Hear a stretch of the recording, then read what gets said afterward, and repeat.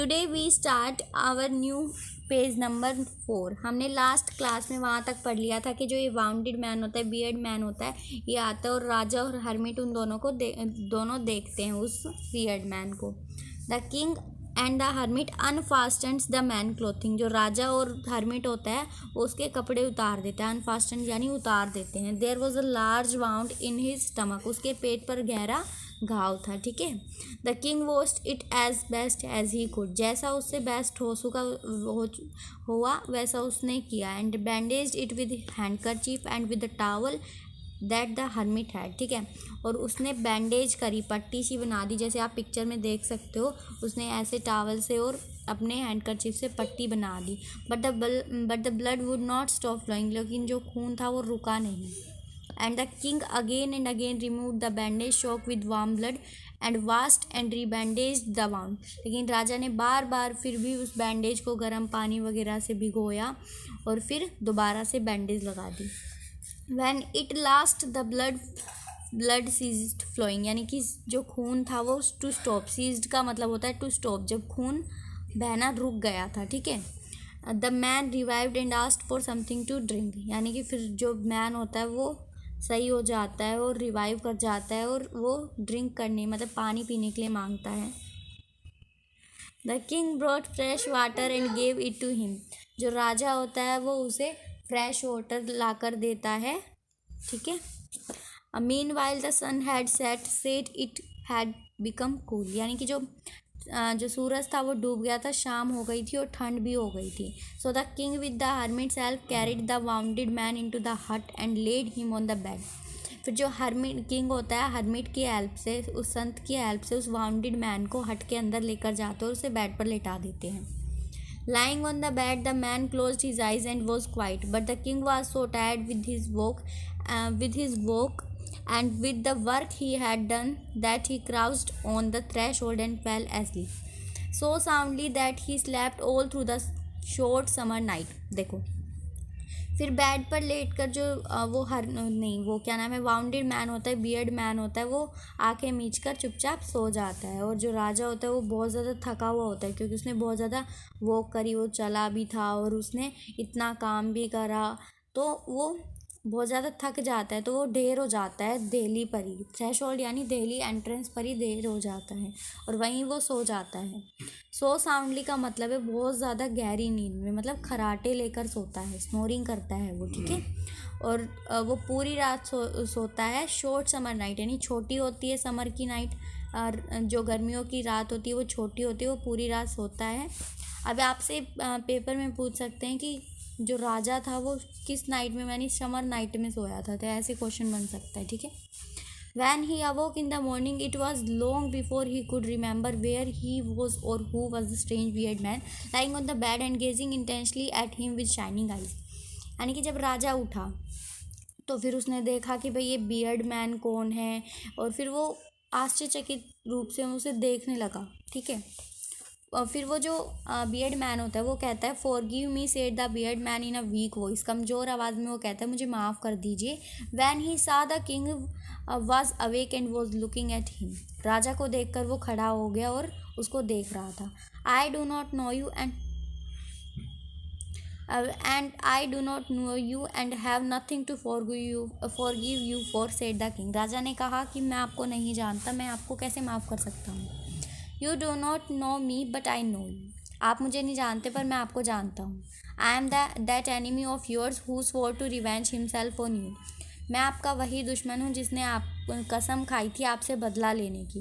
Because you executed his brother and seized his property. क्योंकि आपने मेरे ब्रदर को फांसी लगा दी थी और उसकी प्रॉपर्टी को सीज कर लिया था, कैप्चर कर लिया था, ठीक है, अपने अंडर ले लिया था, ठीक है। I knew you had gone alone to see the hermit and I resolve to kill you on your way back. मुझे पता था कि आप हर्मिट के घर ना अकेले जा रहे हो, इसलिए मैंने आपको मारने के लिए प्लान बनाया था कि मैं आपको जब आते समय आपको मार दूंगा, क्योंकि आप अपने बॉडी गार्ड्स को पहले उतार चुके थे। But the day past and you did not return. लेकिन जो दिन हो गया वो बीत चुका और आप वापस नहीं आए। So I came out from my ambush to find you. इसलिए मैं अपने एम्ब्यूज से, एम्ब्यूज होता है हाइडिंग प्लेस, मैं अपने हाइडिंग प्लेस से बाहर आया और आपको ढूंढने लगा। And I came upon your bodyguards and they recognised me and wounded me. फिर आपके बॉडीगार्ड्स ने मुझे देख लिया और उन्हें मैं पहचान में आ गया और उन्होंने मुझे घायल कर दिया। आई एस्केप्ड फ्रॉम दैम, मैं उनसे तो बच के भाग निकला। But should have blood to that, लेकिन मुझे बहुत ज़्यादा खून आ रहा था, ठीक है। At had you not dressed my wound, आपने मेरी जो घाव था उसको पट्टी भी तो की थी। I wished to kill you and you have saved my life, मैंने आपको मारने की कोशिश की और आपने मेरी जान बचाई। Now if I live and if I you wish it I will serve you as your most faithful slave and will bid my sons to the same forgive me. यानी कि वो कहता है अगर आप चाहें मैं जीना चाहता हूँ या मैं आप चाहते कि मैं जीऊँ तो मैं आपके लिए ही एक वफ़ादार सेवक के रूप में आपको सर्व करूँगा अपनी पूरी लाइफ, और अपने बेटे को भी यही करने के लिए कहूँगा, ठीक है। मुझे माफ़ कर दीजिए, ठीक है। The king was very glad to have made peace with his enemy so easily. जो राजा था वो बहुत खुश होता है, उसने इतनी आसानी से अपने दुश्मन के साथ क्या कर ली, पीस यानी शांति कर ली। And to have gained him for a friend, और उसे एक दोस्त भी मिल गया। And he not only forgave him but said he would send his servants and his own physicians to attend upon him and promised to restore his property। यानी कि जो राजा है उसने उसको माफ़ नहीं किया, उसने अपने सर्वेंट्स को, अपने नौकर को और एक अपने फिजिशियन को जो उसका रॉयल डॉक्टर होता है उसकी क्या नाम है उसका बियर्ड मैन की देखभाल करने के लिए भेजा और उसकी प्रॉपर्टी को वापस देने के लिए भी प्रॉमिस करा, ठीक है।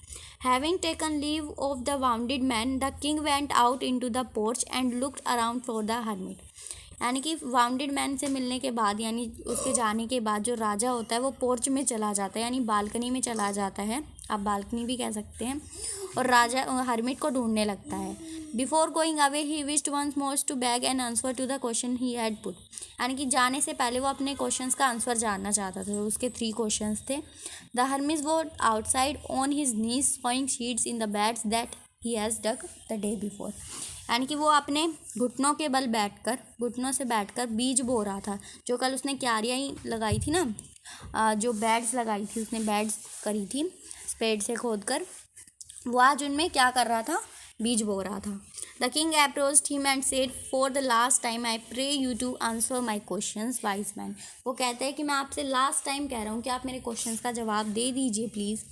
You have already been answered said the hermit, still crouching on his thin legs and looking up at the king who stood before him। जो राजा उससे आगे खड़ा हुआ था ना, तो उसने अपनी अभी भी वो ऐसे ही क्राउच करके बैठा हुआ था, अपने पैरों के बल बैठा हुआ था, पतली पतली टांगों के बल बैठा हुआ था, और कहता है आंसर तो आप पहले ही दे चुके हो। मतलब किंग से कहता है आंसर तो आप पहले ही दे चुके हो। How answered, what do you mean, asked the king. राजा पूछता है कैसा आंसर, कब दिया मैंने, आप क्या कहना चाह रहे हो। फिर कहता है do you not see, said replied the hermit. Hermit कहता है आपने नहीं देखा।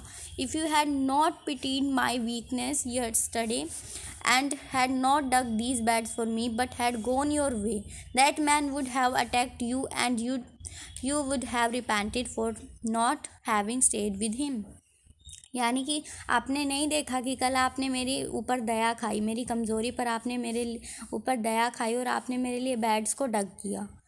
और अगर आप चले जाते, मान लो आप नहीं करते मेरी मदद, अगर आप चले जाते तो फिर वो बियर्ड मैन था वो तो आपको अटैक कर देता, है ना, वो तो आपको अटैक कर देता और फिर आप वो उसके साथ कोई भी अपनी पीसफुली कुछ भी नहीं कर पाते। So the most important time was when you were digging the beds. तो सबसे ज़्यादा इम्पोर्टेंट टाइम तो वो था जब आप बेड्स को डिग कर रहे थे। And I was the most important man, और मैं ही आपके लिए सबसे ज़्यादा ज़रूरी व्यक्ति था। And to me good was your most important business. आपका सबसे ज़्यादा इम्पोर्टेंट काम था मेरे लिए अच्छा करना, ठीक है। Afterwards when the man ran to us the most important time was when you are attending upon him. जब वो मैन आया, बियर्ड मैन हमारे पास आया, तो सबसे ज़्यादा ज़रूरी काम हमारा था कि हम उसको अटेंड करें। अटेंड करने का मतलब है उसकी देखें कि भाई क्या हो रहा है। For if you had not dressed his wound he would have died without having made peace with you. अगर आप उसकी मदद नहीं करते तो वो मर जाता आपसे बिना शांति किए हुए। So he was the most important business. तो आपके लिए सबसे ज़्यादा इम्पोर्टेंट काम क्या था कि आप उसको देखें, उसकी देखभाल करें। Remember then there is only one time that is the important, the only time when we have any power.